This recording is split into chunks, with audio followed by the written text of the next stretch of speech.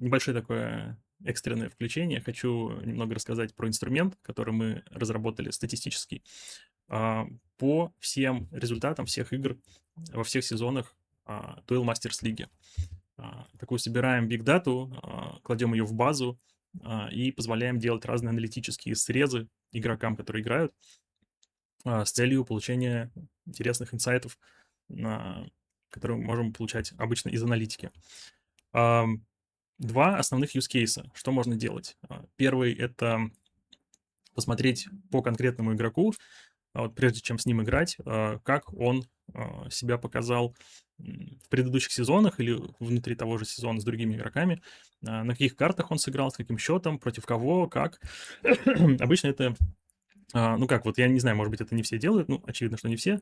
Но вот мне, прежде чем с кем-то играть, я поскроллю в Дискорде наверх, получается, чат лиги, где выложены все скриншоты с результатами, и посмотрю, например, как мой оппонент сыграл на той или иной карте против тех или иных оппонентов, чтобы примерно понимать, ну, какую карту с ним лучше играть, какую не играть, там, и так далее, где он сильнее, слабее. А, Чтобы эту информацию получить, соответственно, нужно потратить довольно много времени, и это не очень удобно. То есть в поиске его ник там вбивать и так далее. И второй use case, в принципе, их тут 3 на данный момент, 3 слоя аналитических данных вот здесь представлено.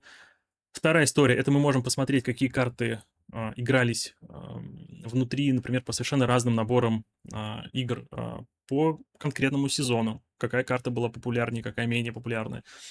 По внутри конкретной лиги. Что предпочтительнее, что играют, что не играют. Например, по конкретному игроку тоже по картам можно посмотреть. И WinScore, который показывает по конкретному игроку, какой у него винрейт вообще внутри какого-то конкретного периода. Либо внутри сезона, либо там внутри, в принципе, его участия в лиге и так далее. Значит, как это работает? Здесь выбирается сезон, пока в базу сложены данные только по третьему сезону. База, сразу скажу, будет обновляться примерно раз в 1-2 недели, не чаще. Дальше выбирается лига, либо выбирается галочками, либо выбирается, вот жмется only, и тогда выбирается вот конкретное значение в фильтре. Например, Diamond Лига. Вот что мы видим по Diamond Лиге. Сколько игр было сыграно, какие карты наиболее популярны, какие наименее популярны. Дек из 173 сыгранных игр, дек сыграли 2 раза. Это о многом говорит при мыслях о том, будет ли эта карта на следующем сезоне. Аэроволк, например, сыгран мало, но в Мастер-лиге и игроки Мастер-лиги, например, хотели видеть Аэроволк в третьем сезоне. В Мастер-лиге, хотя там намного меньше сыграно игр, но видно, что Аэроволк играется наравне со всеми остальными картами. Вот в Даймонде его любят сильно меньше, чем классическую четверку игр, карт. Выбираем, после того, как мы выбрали конкретную лигу, выбираем игрока, ну, кого-нибудь, ну, например, Алиаса выберем.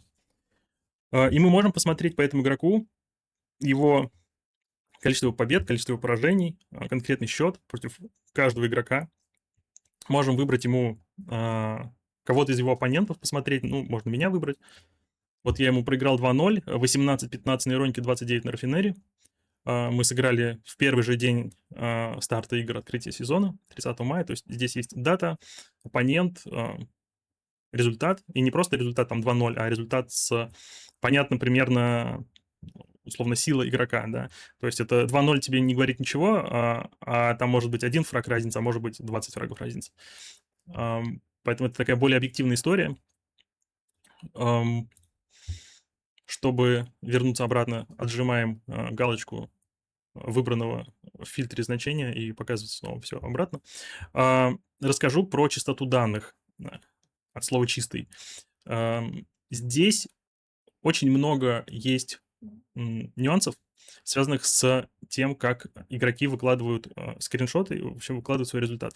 Значит, инструмент написан таким образом, что он идет по всем скриншотам в чатах лиг, их анализирует и берет оттуда все вот эти данные.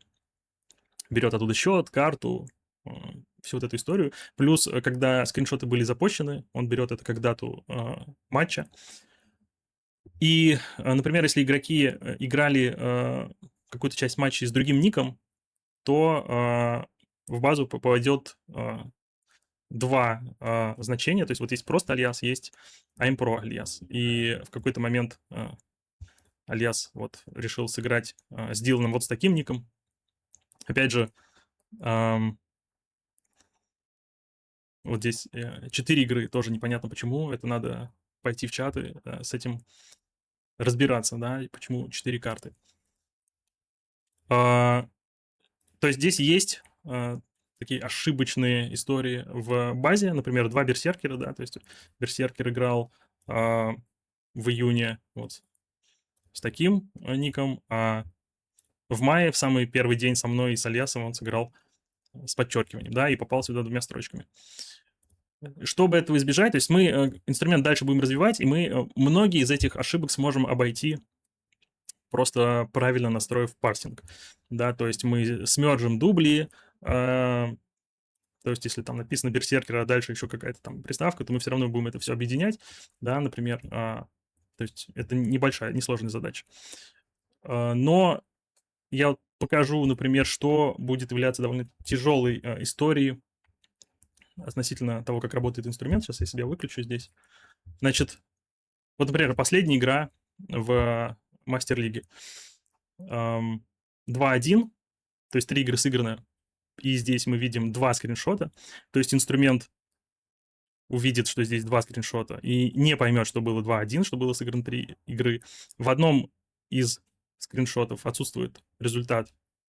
В целом отсутствует результат, да, будет просто NA. И, соответственно, из 3 игр здесь правильно распарсится только вот одна игра. Поэтому я призываю игроков, если вы не успели сделать скриншот или что-то такое, или не планируете делать скриншот, то учтите, что мы все равно будем запускать этот инструмент дальше, наполнять базу всеми сыгранными играми, тогда просто в базе будет ошибка. Как бы для других игроков, ну, это не очень прикольно, что там в базе появилась еще одна ошибка. Инструмент от этого хуже работать не станет, и скажем так, те функции, которые он выполняет, даже если там будет, не знаю, 20% дублей или каких-то игр не будет не хватать, все равно мы увидим, понятно, и распределение по картам, и мы все равно поймем аналитику по каждому игроку, потому что, ну, игр-то много играется, и там, если кто-то залил какую-то ошибку, ну, ничего страшного, все равно от этого менее функциональный инструмент не станет. Но чтобы это избежать, и чтобы ваш результат корректно попал в базу, лучше корректно заливать скриншоты. Вот это такое рекомендация. Потому что по заявкам потом исправлять данные в базе, ну, наверное, мы особо не будем. То есть как оно туда распарсилось, так и распарсилось. Вот. В скором времени добавим все данные по 2 сезону, что будет очень интересно посмотреть.